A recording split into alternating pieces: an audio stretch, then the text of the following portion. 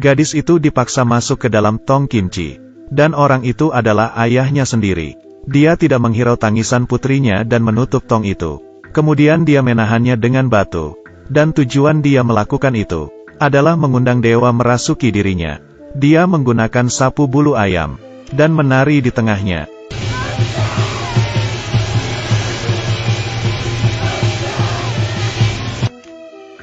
Angin berhembus kuat. Pria itu seperti sedang dirasuki. Tubuhnya terus bergemetar. Kemudian terdengar teriakannya. Lalu dia terjatuh di atas cermin. Saat penduduk desa naik gunung untuk memeriksa, semua yang ada di sini sudah menghilang. Seperti tidak terjadi apapun. Satu malam setelah 60 tahun, sepasang suami istri mengemudi mobil melewati lokasi itu. Tapi tidak sengaja, mereka menabrak seekor anjing. Pria itu membuka pintu dan berjalan ke depan. Kemudian mengangkat anak anjing yang sekarat, dan ditaruh ke dalam bagasi. Dan ada seorang wanita di dalam sana. Dia adalah istri pria itu. Untuk menjalani kehidupan yang baik dengan pacarnya, pria itu memutuskan untuk membunuh dan menguburkan istrinya. Dia terus-menerus menyekop dinding batu di depannya, dan mengali lubang yang bisa menguburkan mayat. Dua tali berhenti di tengah, tapi langsung diputuskan olehnya. Tampaknya dia tidak memperhatikan mantra di atas. Dia menyembunyikan mayat di dinding batu, kemudian menata kembali batu bata. Tapi saat mereka akan pergi, dari dalam dinding batu terdengar suara istrinya. Pria itu mendekat dan memeriksa. Perlahan-lahan dia mengeluarkan batu bata. Bukankah dia sudah mati? Pria itu terkejut hingga terjatuh di lantai. Kemudian terdengar suara teriakan. Di depan dinding batu itu menjadi kosong. Keesokan hari, sepasang saudara masuk ke dalam hutan untuk menemukan anak anjing mereka yang hilang. Dari dalam dinding batu terdengar suara anjing menggonggong. Sang kakak berpikir anjing itu ada di dalam, sehingga dia memberanikan diri untuk masuk ke dalam. Dalamnya sangat gelap. Kakak mengeluarkan ponselnya untuk menerangi. Setelah berkeliling di sekitar, dia menemukan sesuatu yang bergerak di sudut, tapi belum sempat melihat dengan jelas. Ponselnya tiba-tiba berdering. Sang kakak segera menutupnya. Saat dia melihat ke atas, dia ditarik oleh sesuatu ke dalam dinding batu. Setelah mendengar teriakan kakaknya, sang adik memberanikan diri untuk mendekat. Kemudian ada tangan yang keluar, yang membuat sang adik terkejut hingga terjatuh. Itu adalah kakaknya. Dia segera berlari keluar dan membawa adiknya kabur. Dia pergi meminta orang tuanya untuk datang ke sana. Tapi pria itu tidak menemukan apapun. Dia masuk ke dalam dinding batu dan memeriksa. Dia melihat sebuah pintu besi yang terkunci. Pria itu dengan sekuat tenaga membuka pintu besi itu. Ada seorang wanita yang keluar dari dalam. Kemudian dia mengeluarkan busa putih. Mukanya berubah menjadi hijau. Dan akhirnya mati di pelukan pria itu. Segera polisi menutup lokasi itu. Polisi Kim yang sedang memeriksa menemukan sebuah foto yang penuh dengan debu. Di dalam foto ada seorang pria dan anak kecil. Huizi yang melaporkan kasus ini sedikit kesal dengan pertanyaan polisi. Dengan marah dia membawa suaminya pergi dari lokasi itu. Saat malam hari, Huizi mengatur barang-barangnya di rumah. Di luar jendela tiba-tiba ada suara ketukan pintu. Dia membuka tirai dan melihat. Ternyata seorang gadis kecil. Huizi segera membuka pintu dan bertanya mengapa dia ada di sini. Tapi gadis itu tidak menjawab. Bahkan matanya tidak berani melihat langsung Huizi. Huizi yang baik hati membawa gadis itu ke dalam rumah. Dia membersihkan tubuh gadis itu yang kotor. Huizi memutuskan untuk memandikannya terlebih dahulu. Wanita itu membuka resleting gaun gadis itu. Dirinya sangat terkejut. Punggung gadis itu ditutupi oleh luka memar. Siapa yang begitu kejam? Dia dengan hati-hati membersihkan gadis itu. Tapi itu membuatnya merasa sakit. Setelah mandi, Huizi memberikan pakaian kepada gadis itu. Gadis itu seperti boneka. Dan saat itu, gadis itu membuka mulutnya. "Mama," suaranya persis sama dengan putrinya. Huizi bertanya tentang namanya. "Namaku Junsi." "Junsi? Namaku juga Junsi." Ini sangat menakjubkan.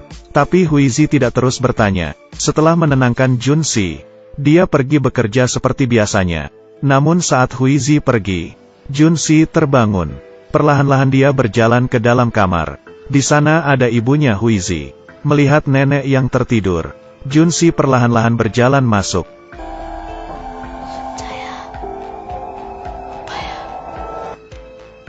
Saat Huizi pulang rumah, dia melihat pisau yang berantakan di dapur.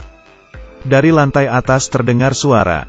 Huizi mengikuti suara masuk ke dalam kamar. Saat membuka lemari, Junsi sedang bersembunyi di dalam. Dia membawa Junsi keluar. Dia tidak menyadari nenek sedang membawa pisau di belakangnya. Saat Huizi berbalik badan, nenek langsung menerkamnya. Seperti kerasukan setan, dia terpaksa membawa Junsi bersembunyi di ruang anjing. "Mama." Tak lama kemudian, di luar kembali tenang. Saat suaminya pulang rumah, nenek kembali seperti normal. Hanya tersisa cermin yang tertutup oleh plastik. Sang suami membuka sedikit. Dia tidak menemukan apapun. Pada malam hari, dari dalam cermin terdengar suara keluarganya. Nenek menutupi telinganya, tapi itu tidak membantu. Suara terus membayangi nenek, dan mengendalikannya berjalan ke dinding batu yang dalam. Ketika mereka sampai di rumah, nenek telah menghilang. Suaminya memperhatikan cermin itu. Dari dalam terus mengeluarkan cairan. Dia merobek semua plastik untuk melihat. Ada sepasang tangan yang diukir di atas. Mereka memanggil polisi, tapi investigasi tidak mendapatkan hasil apapun. Tepat sebelum pergi, polisi mengambil foto untuk dilihat Huizi. Gadis di atas adalah Junsi, dan ini adalah foto dari 80 tahun yang lalu. Huizi ingin menanyakan kejelasan dari Junsi. Sepasang tangan menghentikan Huizi. Itu adalah wanita buta. Dia memberitahu Huizi, mereka bertemu dengan roh. Ini adalah hantu legendaris. Dapat meniru suara, dan menutupi hati orang. 80 tahun yang lalu, pria ini dipilih oleh roh. Jiwanya secara bertahap dilahapnya. Dia mulai menggunakan hewan untuk mencoba efeknya. Kemudian roh itu menduduki jiwanya. Dia memotong lengannya dengan pisau.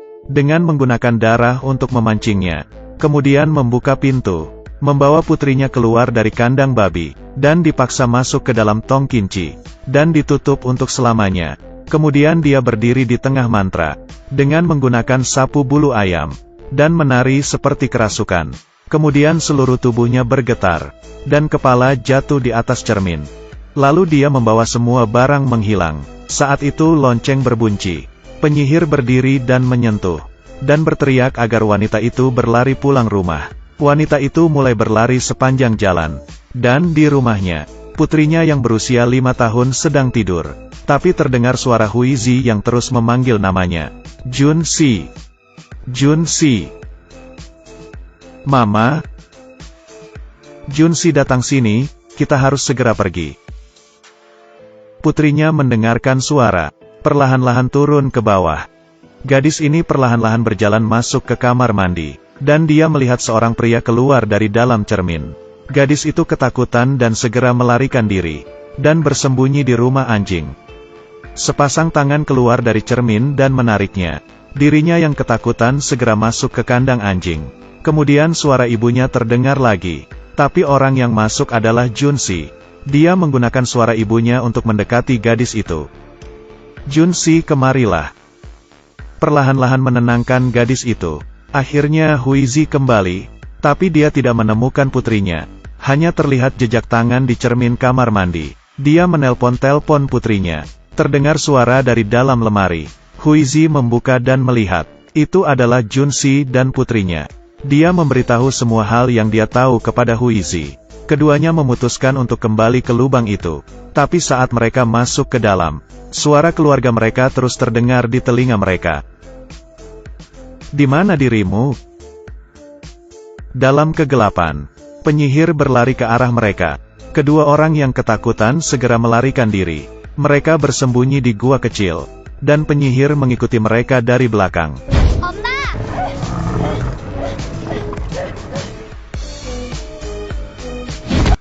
Huizi ketakutan dan berlari ke depan. Dia menemukan dirinya masuk ke dalam kamar yang penuh dengan cermin. Dalamnya penuh dengan suara keluarganya. Huizi menutupi telinganya dan bersandar di cermin. Sepasang tangan memeluknya dari belakang. Dengan suara suaminya, terus-menerus menariknya masuk ke dalam cermin. Untungnya suaminya datang tepat waktu. dengan palu menghancurkan semua cermin.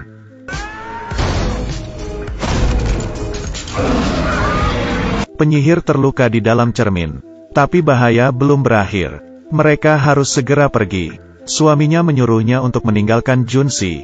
Huizi melihat Junsi yang berdiri di sudut dan menangis. Dia masuk dalam keraguan. Akhirnya dia ditarik suaminya pergi.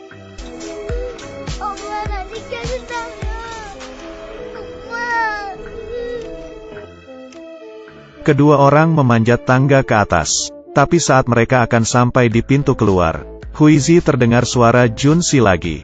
Dia bertahan untuk tidak mendengarnya. Tapi hatinya terus terpikir. Saat dia mendengarkan suara tangisan, hatinya benar-benar runtuh. Dia melepaskan tangan suaminya, dan kembali ke dalam kegelapan, dan memeluk Junsi dengan erat, dan berjalan ke kedalaman kegelapan. Pada akhirnya, hanya suaminya yang berhasil melarikan diri. Saya harus mengatakan bahwa saya tidak terlalu mengerti dengan film ini. Demi anak yang tidak dikenali, dia memilih menyerahkan suami dan putrinya. Ini pasti hanya plot cerita. Awalnya lumayan bagus. Bagian belakang benar-benar speechless. Tapi itu masih layak untuk ditonton. Jika Anda suka bisa coba tonton ya.